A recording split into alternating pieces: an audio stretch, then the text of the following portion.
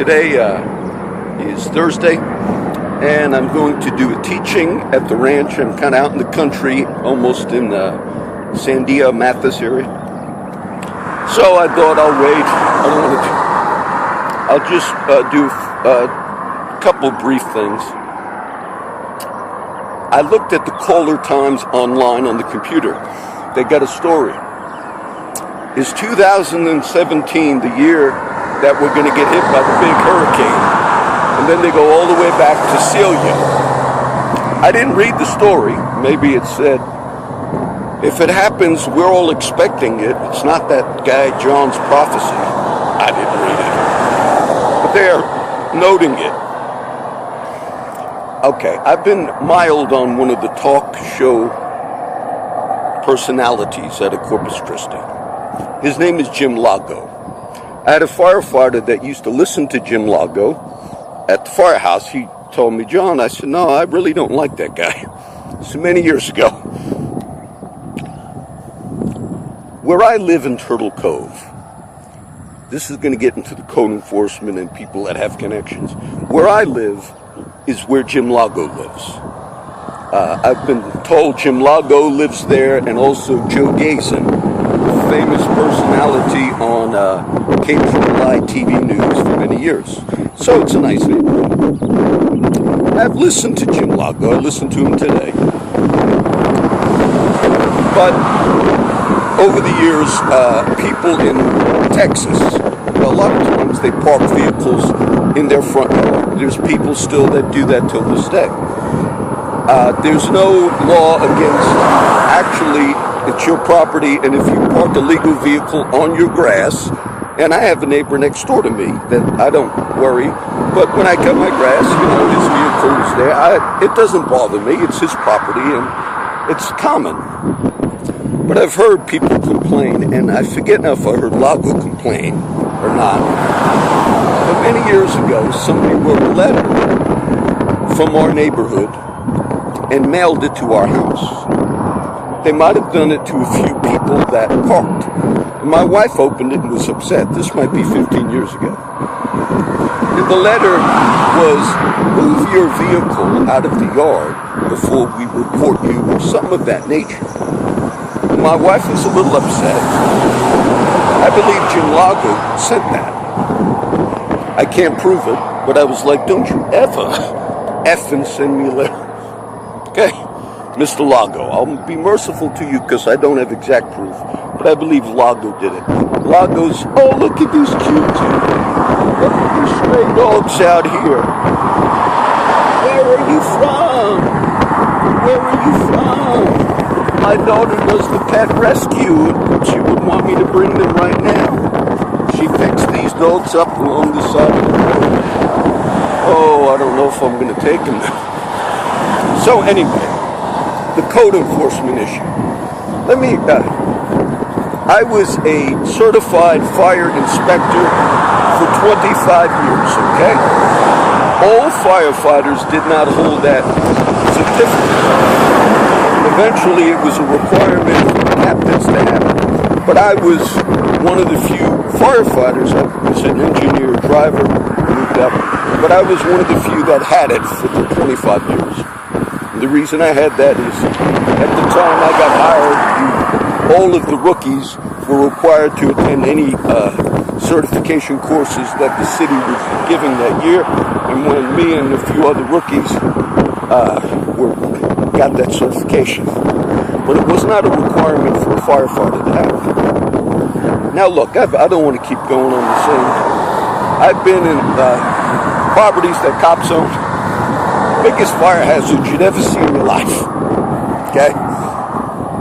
I've been in some of my friends' homes that the city right now is really going on them. You got to evacuate, you're in code violation. They would never do that to a cop. They would never do that to a Jim Lago, who's a friend of Chief Markle.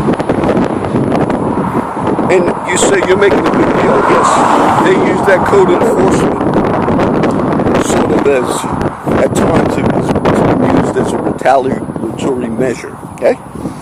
So, yeah, that upsets me. And the only reason I mentioned the Lago thing is, to me, I believe he sent that letter to a few people. I think I might have heard him mention something like that on the show once. But no, don't ever, if it was you, Jim, don't ever send a letter to my residence again. Because your buddies with Lil Markle, and I got a friend of mine that's worried. Now, my friend Don, yesterday, he just went through cancer. A big tumor was removed in 2016. And during the time of his hospitalization, I went and visited him at Small. The code enforcement at that time sent a letter that he had high grass and he had to go to court and all. I helped Don look at these cute dogs. And it was a stress on him. Right now, Don is getting treatment for Hep C. The government, the VA's paying, or the government's paying. And I had another friend that went through that. So it's really hard. But yet he's dealing with warrants and cops telling him you're illegal. Just living on your property, you're illegal. That's stress. That type of stress, if you're connected within Corpus Christi, as I just told you, I've seen code violations right now in properties that cops own. So I don't appreciate the way they do that. The hurricane thing I mentioned, and look, something's pulling right up to me. Oh, maybe it's their dogs. I don't know. And Dan McQueen. Maybe it's their dogs. Okay. Are those yours? Good. Good. I don't know why their dogs would be out here like that. The owners just came to get the dogs. Okay. Dan McQueen, the former mayor, who Jim Lago on his show said, that guy's still in town. He needs to get out of town. I didn't like that attitude. Because Lago, he just kind of comes across as a tough guy. And look, I know he's not a tough guy, okay? He'd be afraid to see my friends on the street. That's how he is. But when he said to Dan McQueen, like, you need to get out of town, Dan McQueen just published a book. I saw it on the Fuller Times. I think it's 37 days, 37 days in office and 37 reasons. And he published it, self-published, I believe, on Amazon. I'm going to read the book. And it talks about fake news. There was a legitimate reason for Dan McQueen to resign, in the sense that he said he had a particular degree that he didn't have. But he was qualified, actually, in the areas that he even faked the degree. But then he talks about fake news. That's part of the title of the book. So I'm going to read it. And what he's talking about is, I'm assuming that he feels like maybe the media went after him in a certain way. And I'll do one more comment on local issues when I'm speaking. Then I'm going to go teach Acts 16 right now. The new DA, Mark Gonzalez, I guess he's a good guy. But we had a case in the news recently, and it was a man that, it was one of the hit and runs on bicycles. A vehicle hit somebody on a bicycle. This happened right where I walk, on my prayer spot on the Uso Bay. It's right there where this happened. And a man by the name of Andy Hines was hit by a man by the name of Darice, something like that. And then he fled. It was early in the morning when that happened. And Andy Hines is he was a good community man. And he was a good man. And it's making me feel like Mark Gonzalez is now portraying himself. I think they might have raised the level. Normally when you hit somebody, which is tragic, and it's the normal charge is accident involving a death, something like that. But they want to do manslaughter. Manslaughter would fit. It simply meant you killed somebody, but without premeditation. But normally manslaughter would be you're actually in a situation and you actually know you're going to kill the other person, but you know it at the spur of the moment. Like in a club fight, or you purposefully assaulted someone, person fell down and died. We've had those. You normally do not have a manslaughter charge on somebody that you accidentally hit with your vehicle on a bike. You do have a charge if he flees the scene, which happened in this case. So this man by the name of DeRice, he was a sex offender. This came out in the thing. He was back in 2000-something. And so then Mark Gonzalez came out and said, I'm going to personally try this case. We're hitting him with the charge of manslaughter because he has this record, sort of like a habitual offender. And Gonzalez says, even though it can go from 20 years or whatever, we're shooting for, a lot.